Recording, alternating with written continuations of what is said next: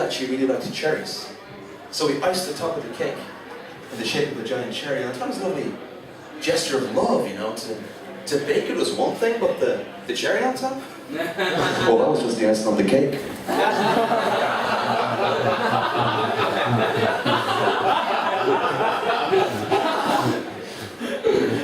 But, you know, like all great artists, you know, music is my only, you know, passion. You know, I like to spread my artistic wings around different forms, and one of those forms is poetry. I thought maybe tonight with some encouragement, you might want to hear some poetry. You know, your students might dig that. Terminology is. Is that something you might want to hear?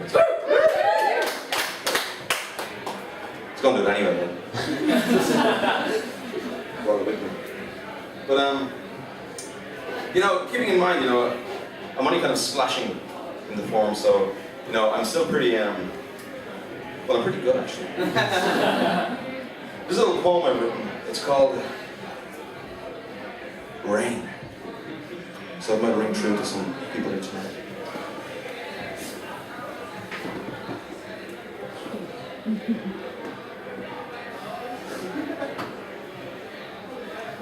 Oh, rain. How wet is thee? Thou always comest while I'm stamped, watering my flowers. Why must you smite me, rain? After 5 days of dry, you wait for my thoughts of love for my shrubs. You don't come here until I change into my gardening gear. Rain, you wait and see. I will avenge thee. Your precipitation requires no participation in my day. That's a pretty good line, isn't it? That's alliteration, baby. Rain, you bring me great pain. Why not you come while I was holidaying in Spain?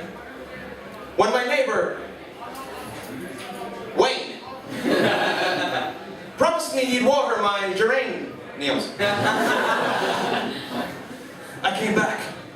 There they lay, slain. I became insane. And when I filled my can to water what remained, the sky broke. And guess what fell? Rain.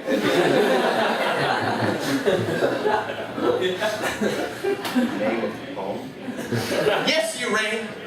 You wet, sticky, damp trump. You itched my scalp. You shrunk my Ralph Lauren shirt. You rain. You dirt.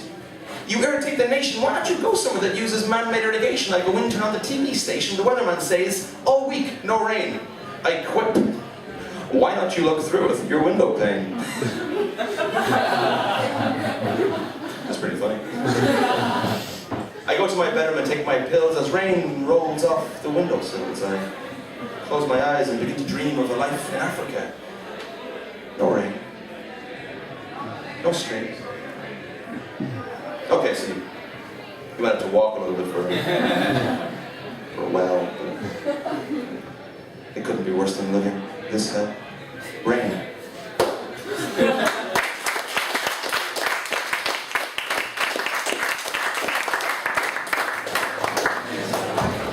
I'm gonna do our song a bit. This little song I wrote after that breakup that I was just singing about. And it was a very dark time in my life, you know. It was like every day was a bad dream, you know. I don't know, has anyone here had a really bad dream? Yeah, it's a total nightmare. I went traveling to find myself. And I found myself in the Rocky Mountains. And when I was there, I met a man who went by the name of John Heffernan. You might know.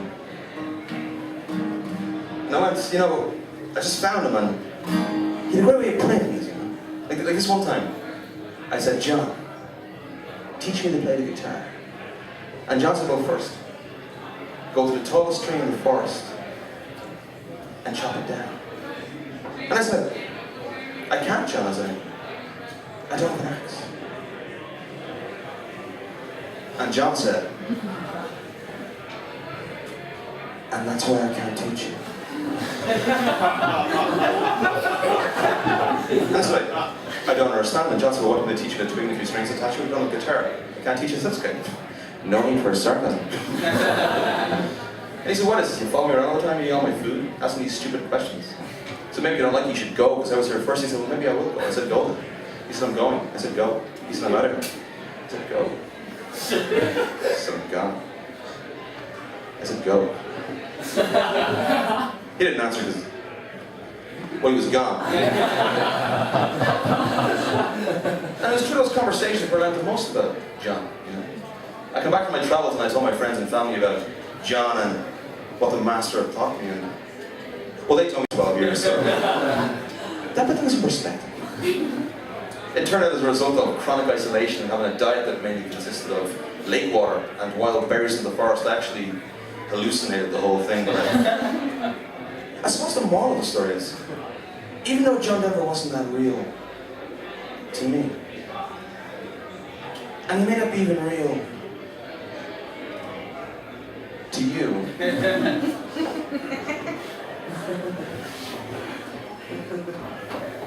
he was real to me.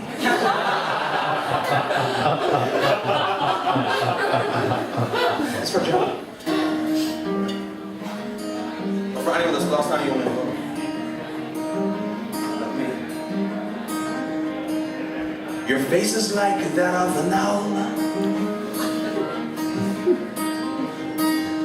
flying out and about. And I'm just a field mouse that you chewed and you spat out. A very unlucky mouse. Your hair is perfect, not too long. Your voice is like some kind of song. Your eyes are as deep as a rabbit's hole. If I reach in, will I touch your soul? Can I come inside your home? Your mind is like a hollow tree. Shallow stream reminds me of your personality. You're like the Sahara Desert, hot.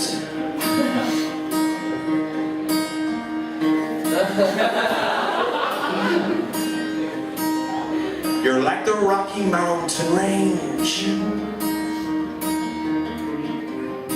Impressive. From a distance.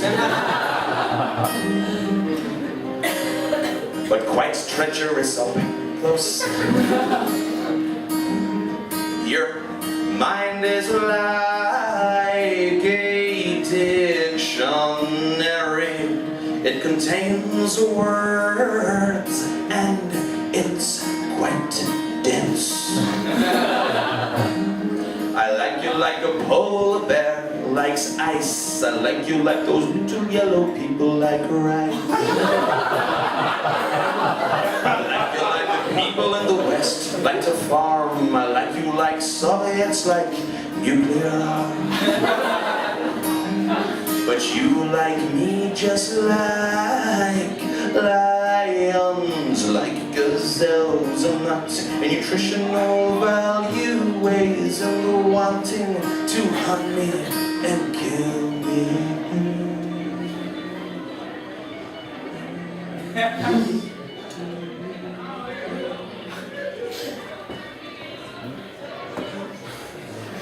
Wait.